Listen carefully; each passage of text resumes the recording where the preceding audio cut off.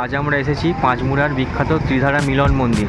এটা লোকাল যেটা মিলন মন্দির, অর্থাৎ এটা মেনলি শ্রীকৃষ্ণ রাধার মন্দির এটা, কিন্তু এটা এখানকার লোকাল যেটা নাম সেটা হচ্ছে বৃন্দাবন নামেই পরিচিত। এটা নতুন তৈরি হচ্ছে, দেখুন এই সেই বৃন্দাবনের গেট, এই মন্দির। আমরা এখন এই মন্দিরের ভেতরে ঢুকবো। আশেপাশের পরিবেশটা আপনারা দেখুন। ওই দূরে একটা মিষ্টির দোকান আছে, এখানে এখানকার লোকাল যে গরুর দুধ সেখান থেকে খাঁটি মিষ্টি তৈরি হয়। এই দেখুন বাইরে থেকে মন্দিরটা এরকম দেখতে লাগে। আমরা এখন এই মন্দিরের ভেতরে প্রবেশ করে গেছি। দেখুন এই সেই বৃন্দাবন, নকল বৃন্দাবন ওরফে মিলন মন্দির বা রাধাকৃষ্ণের মন্দির। এই লম্বা মতো মন্দিরটি, এটি দ্বিতল, এটি গ্রাউন্ড ফ্লোর। এইখানে সিঁড়ি, এই সিঁড়ি দিয়ে আপনাদেরকে ওপরে উঠতে হবে। ওপরে এটি মেন মন্দির এবং তার পাশে লম্বা একটি হলের মতো আছে এবং এই মন্দিরের ভেতরে দারুণ সমস্ত কারুকার্য দেখতে হবে। মন্দিরের পাশে ওখানে আরেকটি মন্দির আছে এবং এই মন্দিরের সামনে দেখুন, এটা হলো নাট মন্দির বা আটচালা আপনারা বলতে পারেন। এখানে বিভিন্ন ধরনের কীর্তন বা গীতিবাদ্য এই সমস্ত এই আটচালার মধ্যেই হয়ে থাকে। এবং ওই দূরে দেখুন, ওটা একটা মন্দিরের সম্ভবত অফিস এবং তার পাশে একটি শিবলিঙ্গ বলবো না, এটা শিবের একটা মূর্তি, বেশ বড় সড়ো শিবের মূর্তি আছে। এই চারিপাশের পরিবেশটা দেখুন, ভেতরে এরকম পরিবেশ। আমরা এখন ওপরে উঠবো। ওপরে উঠে মন্দিরের ভেতরের বিভিন্ন কারুকার্য ও ঠাকুরের যে মূর্তি সেগুলো আপনাদেরকে সবাইকে দেখাবো। এই দেখুন,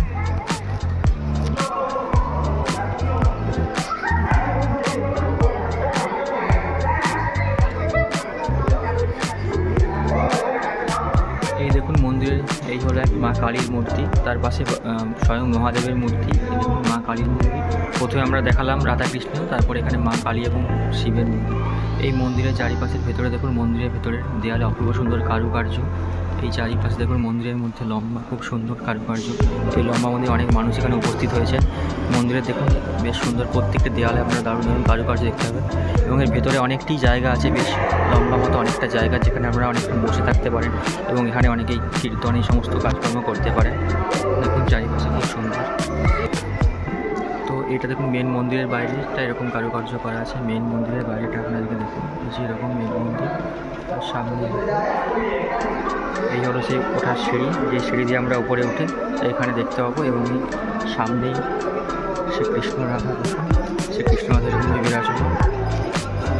মন্দিরের প্রবেশের মুখে দেখুন বেশ কিছু দেবদেবী এরকমভাবে। এটা বেসিক্যালি পাথরের কিন্তু নয়, এগুলো মার্বেল পাথরের নয়, এগুলো আপনার প্লাস্টার অফ প্যারিস এরকম সুন্দর সুন্দর কিছু মূর্তি। শ্রীকৃষ্ণ মিলন মন্দিরের পাশেই এটা হচ্ছে রাম সীতা মায়ের মন্দির। এই দেখুন এখানে এটি হলো রাম সীতা মায়ের মন্দির। ভেতরে রাম সীতা মায়ের একটি মার্বেলের বেশ সুন্দর এখানে মন্দির আপনারা দেখতে পাবেন। এখানে রাম সীতা লক্ষ্মণ, তার পাশে হনুমানজি এভাবে আছেন। দেখুন বেশ সুন্দর এই মন্দির। এবং রাম সীতা মায়ের মন্দিরের পাশে আরেকটি মন্দির আছে। সেই মন্দিরে আমরা মন্দির প্রাঙ্গণে আমরা স্বয়ং ভোলানাথ অর্থাৎ মহাদেব বা শিবের মন্দির আপনারা পাবেন। এটি পাথর দিয়ে নির্মিত বাবা ভোলানাথের মন্দির। ভেতরে শিবলিঙ্গ এবং একটি সর্প শিবের মাথার উপরে আছে, তার পাশে শিবের ত্রিশূল এবং তার পাশে ছোট্ট একটি গণেশ মূর্তি এখানে পূজিত হয়। দেখুন ভেতরে এটা বন্ধুরা দেখুন বিশাল এক শিবের মূর্তি এখানে তৈরি করা আছে। এই মূর্তিটি পুরোটি ফাইবার দিয়ে তৈরি এবং এই মূর্তিটি দোতলা বাড়িকেও ফেল করে গেছে। দেখুন দোতলা বাড়ির থেকেও এক বিশাল উঁচু শিবের মূর্তি।